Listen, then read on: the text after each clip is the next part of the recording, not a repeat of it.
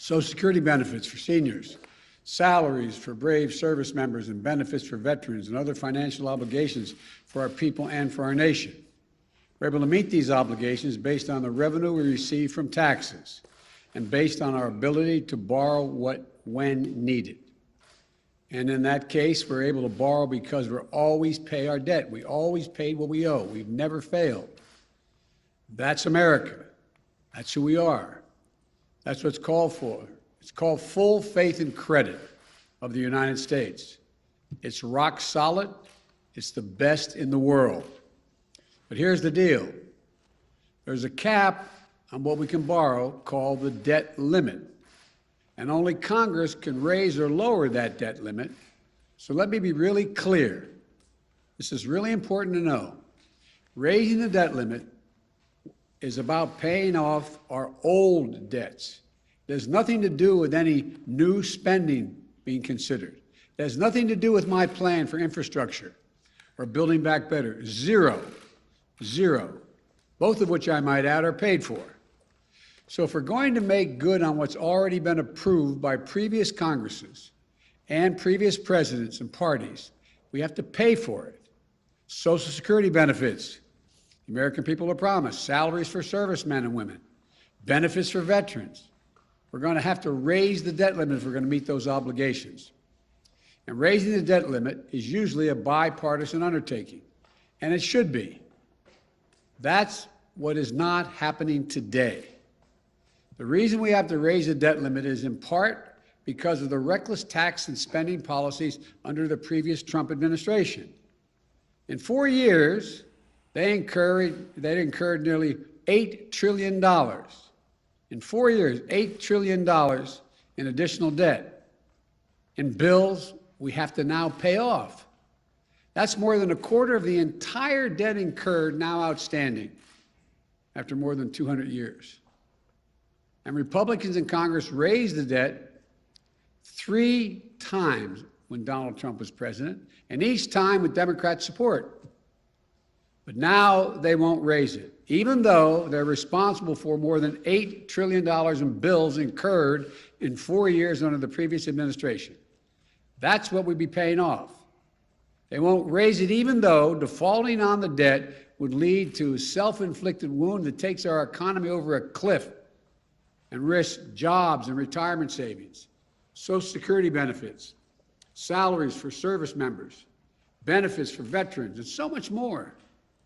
A failure to raise the debt limit will call into question Congress's willingness to meet our obligations that we've already incurred. Not new ones, we've already incurred. This is going to undermine the safety of U.S. Treasury securities, and it will threaten the reserve status of the dollar as the world's currency that the world relies on. American credit rating will be downgraded. Interest rates will rise for mortgages, auto loans, credit cards, borrowing. Folks, watching at home, you should know this is the Republican position. Here's it is. They won't vote to raise the debt limit to cover their own spending. Democrats voted with them to cover that spending last 4 years, the previous 4 years. They say Democrats should do it alone. But then they're threatening to use a procedural power called the filibuster, meaning that we'd have to get 60 votes, not 50 votes, to increase the debt limit. This would block the Democrats from meeting our obligations and responsibilities to prevent Congress from raising the debt limit. So let's be clear. Not only are Republicans refusing to do their job, they're threatening to use their power, to prevent us from doing our job, saving the economy from a catastrophic event. I think, quite frankly, it's hypocritical, dangerous, and disgraceful. Their obstruction and irresponsibility knows absolutely no bounds, excuse me, especially as we're clawing our way out of this pandemic. Democrats will meet our responsibility and obligation to this country. We're not expecting Republicans to do their part. They made that clear from the beginning. We tried asking to no avail. We're just asking them not to use procedural tricks to block us from doing the job that they won't do. meteor is headed to crash into our economy. Democrats are willing to do all the work stopping it. Republicans just have to let us do our job. Just get out of the way. If you don't want to help save the country, get out of the way so you don't destroy it. We don't have time to delay with elaborate procedural schemes, which Republicans' proposals require. Scores of votes without any certainty at all, many of which have nothing to do with the debt limit at all.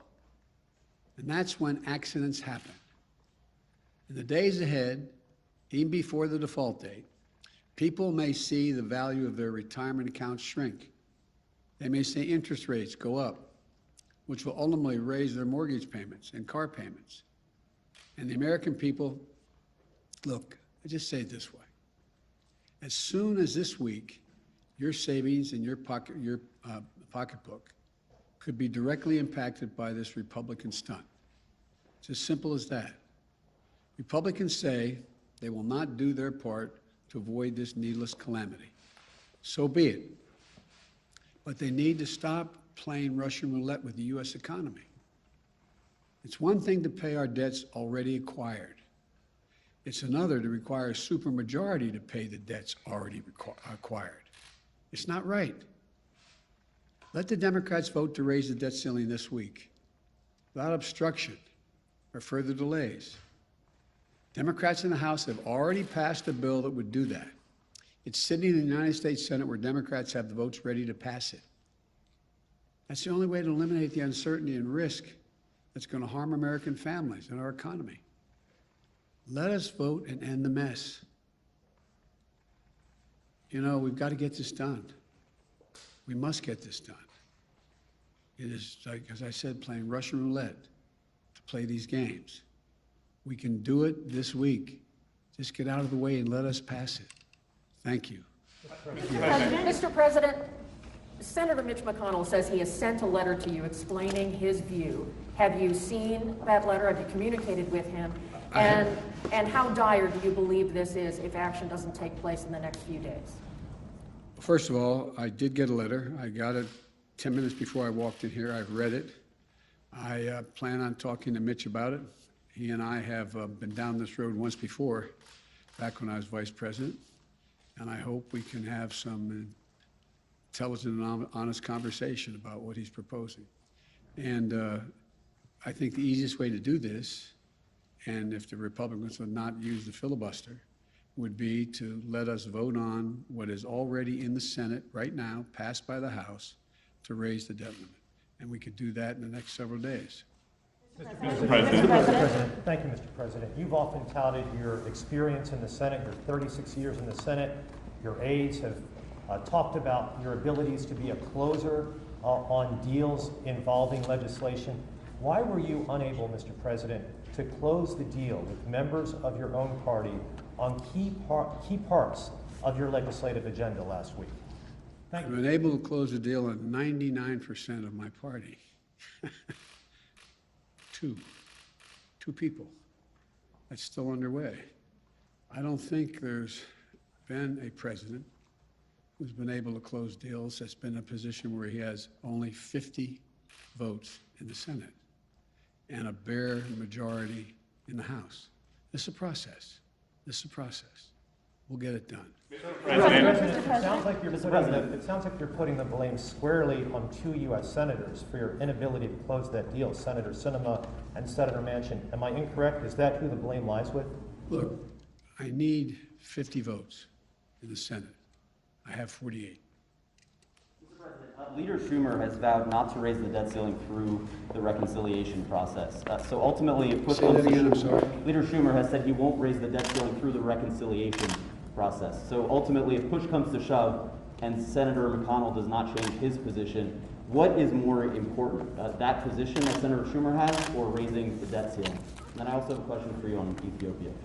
No, I'm going to answer one. I'm not going to answer Ethiopia. Let's stick on the debt so we don't confuse the American people. Number one, the issue of reconciliation, which is like code to the American people. What's reconciliation? There is a process that I understand the Republican leader is willing to initiate, go through, that would require literally up to hundreds of votes. It's unlimited number of votes having nothing directly to do with the debt limit. Could be everything from Ethiopia to anything else that has nothing to do with the debt limit. And it's fraught with all kinds of potential danger for miscalculation. And it would have to happen twice. So you could literally have several hundred votes over the next number of days. Everything else would come to a standstill, but you still find yourself in a situation where at the end of the day, we may have passed something that in fact then has to be undone again by either Democrats or Republicans. It's an incredibly complicated, cumbersome process when there's a very simple process sitting out there. Sitting at the desk in the United States Senate is a bill passed by the House saying, we Democrats will raise the debt limit, take responsibility for raising it, even though we didn't, some voted to acquire the debt as well. We'll go ahead and do that. That's the way to proceed. But if it comes down to reconciliation or raising the debt ceiling, which position would you take? I'm not going to cross that bridge till we have to get there. Address the allegations of genocide and why you haven't yet imposed those sanctions that you authorized 2 weeks ago, sir? Speak to that later. Regarding your Build Back Better agenda, we know the top line figure from Senator Manchin is $1.5 trillion. Senator Kirsten Sinema has yet to really give that number of where she's willing to go, how high she's willing to go, but she says she's negotiating good faith with the White House. What is her figure? I'll let her tell you that. I don't want it. We're in negotiations. Between 1.5 and 3.5? Is it higher at least than the 1.5? I'm not going to negotiate in public. Mr. President, Mr. President. Mr. President, how is what the Republicans are doing now any different from when you opposed raising the debt limit as a senator during the Bush years? Because we weren't calling for filibuster. We did not requiring 60 votes, and it was a straight up and down vote. Mr. President, Mr. President, you're talking about how you have 48 Democratic votes right now. The other two have been pressured over the weekend by activists. Joe Manchin had people on kayaks show up to his boat to yell at him. Senator Sinema last night was chased into a restroom. Do you think that those tactics are crossing a line? I don't think they're appropriate tactics, but it happens to everybody. From the only people it doesn't happen to are people who have Secret Service standing around them. It's part of the process. Yes, sir. Just really quickly, a lot of people have been trying to attack immigration. Mr. President, I know you don't want to comment on other senators' positions in the negotiations, but what do you think the size of the reconciliation package should be? What specific dollar figure? Well, I laid out what I thought it should be. It's not going to be that. It's going to be less. I mean, look, the legislation, both the Build Back Better piece as well as the infrastructure piece, are things that I wrote. These didn't come from, God love him, Bernie Sanders or AOC or anybody else. I wrote them. I disagreed with Medicare for All, for example. I disagreed, but I laid out what I thought would be important. For example, I think in the Build Back Better program, it's required that we, in fact, have the best education available to us. And I'll be speaking to this in detail tomorrow. But look, here's the situation. How can we, in an ever-competitive world, increasingly competitive world, how can we not meet the educational standards of at least other countries are working toward? Nobody is reducing the number of years they want their children to go to school or people to go to school. You've heard me say it before, as my wife says. If any country out-educates us, they're going to out-compete us. Look what China's doing. Look what the rest of the world is doing. They're investing. They're also investing in things that relate to ability for people to go to work and stay at work. We have several million women who can't go back to work because they don't have any way to take care of their children. So to give a tax cut to a working mom to be able to afford daycare, is that bad? Is that a bad idea? I think it's a darn good idea. We'll get people back to work. So there's a lot of things in the legislation I'm going to be talking about across the country that I think the American people overwhelmingly support. But the idea that somehow this is somebody else's legislation, this is what I wrote. Would you accept a $2 trillion, say a $2 trillion reconciliation bill? Would that be acceptable to you?